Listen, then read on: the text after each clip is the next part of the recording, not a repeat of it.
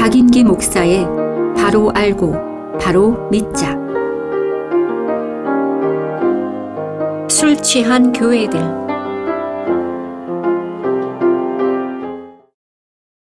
안녕하십니까. 순천 성경침례교회 박인기 목사입니다. 오늘은 술에 취한 교회에 대해서 말씀드리겠습니다. 많은 자유주의 신학자들과 목사들이 공공연하게 예수님께서 포도주도 만들어 주셨고 예수님께서도 포도주를 드셨다고 말하기도 합니다. 왜냐하면 그들은 술을 사랑하고 술에 취해 있기 때문입니다. 한국 교회들의 신학교 사은회에서 교수들과 학생들이 술판을 벌이거나 목사들의 모임과 식사 등에서 술을 마시는 것은 공공연한 사실입니다. 몇 년 전 예장합동 총회는 음주는 물론 노래방 도우미와 동석하여 유흥을 즐긴 목사들 총회장으로 선출하기도 했습니다. 한마디로 한국 교회는 술 취한 교회들로 넘쳐나고 있는 것입니다. 이런 목사들은 흔히 예수님께서도 발효된 포도주를 만들어 주시고 마시기도 했다고 변명하기도 하는데 이들은 참으로 사악한 자들입니다. 여러분은 어떻게 생각하십니까? 과연 예수님께서 발효된 포도주를 마시거나 포도주를 만들어 주셔서 사람들로 하여금 기분 좋게 하거나 취하게 하셨겠습니까? 결론부터 말한다면 성경은 예수님께서는 발효된 포도주를 만들어 주시지 않았을 뿐만 아니라 발효된 포도주는 전혀 입에 대지 않으셨다고 말씀하고 있습니다. 성경에서 예수님과 술에 관련된 몇 구절만 찾아 확인해 보겠습니다. 교인들이 예수님과 술에 대해 가장 많이 알고 있는 것이 요한복음 2장의 내용입니다. 예수님께서 모친 마리아와 제자들과 함께 혼인식에 초대되었는데 그때 포도주가 부족했습니다. 그러자 마리아는 예수님께 그들에게 포도주가 없다고 말했습니다. 그때 예수님께서는 여인이여 내가 당신과 무슨 상관이 있나이까 나의 때가 아직 이르지 아니하였나이다 라고 말씀하셨습니다.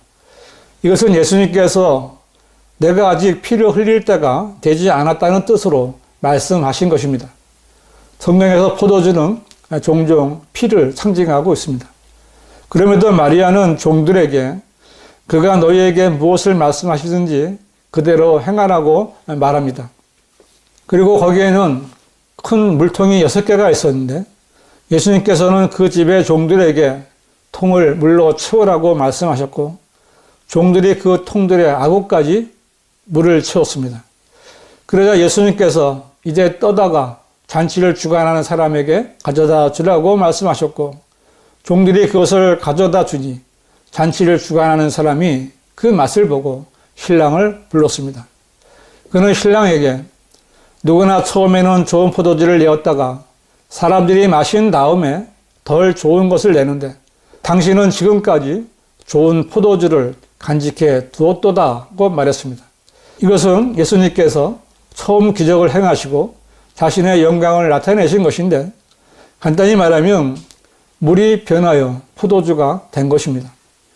이 첫 번째 기적에서 예수님께서는 물을 포도주로 바꾸어 주셨는데 이 포도주는 죄인들의 죄를 대신하여 흘려주실 예수님의 피를 상징하는 것입니다. 그렇다면 예수님께서 변하게 하신 이 엄청난 양의 포도주가 과연 사람들을 취하게 하는 알코올 성분이 들어간 포도주였겠습니까? 만일 예수 그리스도께서 만드신 포도주가 발효된 알코올성 포도주였다면 예수님께서는 반성경적인 일을 하신 격이 되는 것이고 죄를 짓는 것이 되고 맙니다. 왜냐하면 성경에는 자기 이웃에게 술을 주고 내 술병을 그에게 놓아 그도 또한 취하게 하여 너로 그들의 벌거벗음을 보게 하는 자에게 화가 있도다 라고 말씀하시기 때문입니다.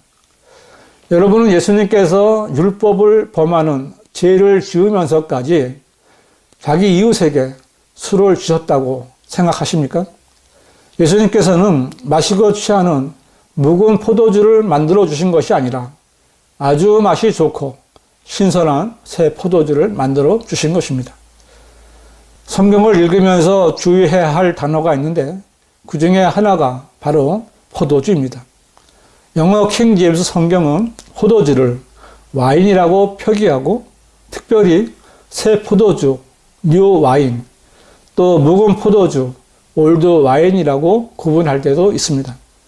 새 포도주는 음료입니다. 묵은 포도주는 발효된 술입니다. 하지만 성경은 대부분 그냥 포도주라는 표현을 쓰고 있습니다. 왜냐하면 포도주는 이스라엘에서 빵과 함께 먹는 음료였으며 그들의 식생활에 중요한 요소였기 때문입니다. 그러므로 성경에도 포도주라는 표현이 나오면 문맥에서 그것을 구분해야 합니다. 성경에서 포도주라고 표현했다고 해서 그냥 발효된 포도주라고 여겨서는 안 됩니다. 예수님께서 물을 포도주로 바꾸어 주신 포도주는 발효된 포도주가 아니라 신선한 새 포도주입니다. 그런데 이것을 악용하려는 의도에서 예수님께서 발효된 포도주를 만들어 주셨다고 말하는 자들이 있습니다. 그들이 바로 로마 카톨릭입니다. 그들은 술을 마시고 취하는 것을 정당화시키기 위해 예수님도 포도주를 만드셨는데 우리가 포도주를 좀 마시면 어떠냐 이렇게 하면서 발효된 포도주만이 아니라 다른 술까지 마시고 취합니다. 그들은 하나님께서 주신 좋은 것을 나쁘게 만들어 악용하는 자들입니다. 교회가 이것을 따라가면서 술 취한 교회를 만드는 것입니다. 예수님 당시에도 이런 사람들이 있었습니다. 당시에 바리새인들과 서기관들은 예수님을 탐식하는 자요, 술을 즐기는 자라고 거짓으로 비방했습니다. 그러나 예수님께서는 유대인들의 거짓말과 달리 결코 술을 즐기는 자가 아니셨습니다. 예수님께서는 술을 즐기기는커녕 생애 가운데 단 한 모금도 술을 마시지 않으셨습니다. 예수님께서 마지막으로 제자들과 함께 유월절 양을 잡수시기 위해 앉으셨습니다. 이때 예수님께서는 제자들에게 잔을 주시면서 예수님께서 흘리실 새 언약의 피에 대해서 말씀하셨습니다. 그리고 내가 너희에게 명하노니 이제부터 내가 너희와 함께 나의 아버지의 왕국에서 새 것으로 마시는 그날까지 이 포도 열매에서 난 것을 마시지 아니하리라고 말씀하셨습니다. 이 말씀에 따르면 예수님의 손에는 포도 열매가 들려 있었고 그것을 잔에 대고 즙을 짜셔서 그 잔을 제자들에게 나누어 주신 것입니다. 그러므로 예수님께서 새 언약의 피를 말씀하시면서 제자들에게 나누어 주신 잔에는 신선한 포도즙이 담겨 있었습니다. 왜냐하면 예수님의 피는 순수한 피이기 때문입니다. 이때 예수님께서는 포도 열매에서 짜낸 새 포도주를 드신 것이고 제자들에게 나누어 주신 것도 발효되지 않은 새 포도주였습니다. 만일 예수님께서 최후의 만찬 석상에서 포도송이를 들고 그 즙을 잔에서 짜주시는 장면이 과장된 이야기로 들린다면 창세기 40장에 나오는 파라오의 술 맡은 책임자가 하는 일을 보시면 됩니다. 그는 파라오의 잔이 내 손에 있어 내가 포도를 따서 파라오의 잔에다 즙을 짜서 그 잔을 파라오의 손에다 주었노라고 말합니다. 그는 포도송이에 즙을 짜서 그 잔을 파라오에게 주는 일을 했습니다. 예수님께서는 주의 만찬에서 발효된 포도주가 아니라 신선한 포도즙을 드신 것입니다. 예수님께서는 술은 물론 묵은 포도주는 전혀 마시지 않으셨습니다. 마가복음 15장 23절에는 또 그들은 몰약을 탄 포도주를 주께 주어 마시게 하였으나 주께서는 마시지 아니하시더라는 말씀이 있습니다. 예수님께서 십자가에 못 박히시기 직전에 로마 병사들이 예수님께 드린 포도주를 거절하셨습니다. 왜냐하면 그 포도주가 발효된 것이었기 때문입니다. 성령의 저자이신 성령께서는 예수님의 사역 동안 주님께서 발효된 포도주를 마신 적이 단 한 번이라도 있다고 사람들이 오해하지 않도록 아주 세심한 주의를 기울이셨습니다. 어떤 자들은 예수님께서 술을 즐기시는 분이나 되는 것처럼 거짓말로 비난했지만 예수님께서는 이 땅에 와 계시는 동안 단 한 번도 발효된 알코올성 포도주를 마신 적이 없으십니다. 이와 같은 말씀들을 볼 때 현대에 와서도 예수님께서 술을 만들어 주셨다거나 예수님께서도 포도주를 드셨다고 말하는 자들은 거짓말을 하는 마귀의 자식들입니다. 여러분은 기독권 교회들이 발효된 포도주를 성찬식에서 사용하는 것을 많이 보았을 것이고 또 여러분의 교회에서도 그렇게 하고 있을 수도 있습니다. 여러분은 이런 일이 교회에서 할 수 있는 합당한 일이라고 생각하십니까? 그런데 왜 교회 목사들은 권사들에게 포도주를 단골하고 성찬식 때마다 발효된 포도주를 마시는 것입니까? 그들은 성경이 무엇이라고 말씀하셨는지 전혀 상관하지 않는 자들이기 때문입니다.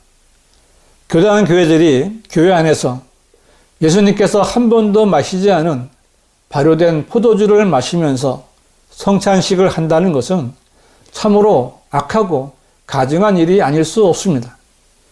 순수한 예수님의 피를 발효된 포도주를 대신해도 괜찮은 것입니까? 목사들은 발효된 포도주를 마시면서 예수님의 피를 기억하라고 설교하고 교인들은 아멘하고 행사를 하면 되는 것입니까? 그들은 술 취한 교회들입니다. 목사건 권사건 하나님의 말씀을 무시하는 자들은 마귀의 종들입니다. 구원받았건 구원받지 않았건 마귀에게 정복당하면 마귀의 종이 되는 것입니다. 교회에서 발효된 포도주를 마시고 그 술맛을 알게 된 청소년들이 교회 밖에서 술을 마시는데 어려움이 있겠습니까? 성찬식 때 사용하는 포도주의 양이 적으니까 괜찮다고 여기십니까? 이것은 양이 적고 많은 것이 문제가 아니라 성경대로 하지 않고 마귀가 시키는 대로 하는 것이 문제인 것입니다. 성찬식을 한다면서 발효된 포도주를 사용하는 목사들은 예수님께서 흘려주신 피를 모독하는 일이고 마귀와 동조하여 자신도 죄를 짓고 교인들에게도 죄를 짓게 하는 일입니다. 목사들은 더 이상 마귀의 종노릇을 하지 말고 성경이 무엇이라고 말씀하셨는가를 공부하여 성경대로 믿고 행해야 하는 것입니다. 교인들 역시 무조건 목사의 말이라 해서 따르지 말고 성경적인 근거를 찾아야 합니다. 예수님께서는 발효된 포도주를 전혀 마시지 않으셨습니다. 술 취한 교회들은 술 마시는 것을 정당화하도록 변개된 성서를 사용하여 하나님의 말씀들을 왜곡되게 해석하고 설교하며 억지 주장을 하는 것입니다. 그 결과 그들은 술을 마시고 취하는 것을 대수롭지 않게 여기고 있는 것입니다. 성찬식 때 발효된 포도주를 사용하여 교회를 술 취하게 하는 목사들은 주님의 종이 아니라 마귀의 종들입니다. 예수님을 사랑하고 하나님의 말씀을 사랑하는 여러분은 예수님께 술을 즐기는 자라고 비난하던 거짓말쟁이들을 따라가서는 안 됩니다. 주님이 오실 때가 얼마 남지 않았습니다. 마귀의 다양한 미혹으로부터 자신을 지키고 바르게 성경대로 주님을 섬겨야 합니다.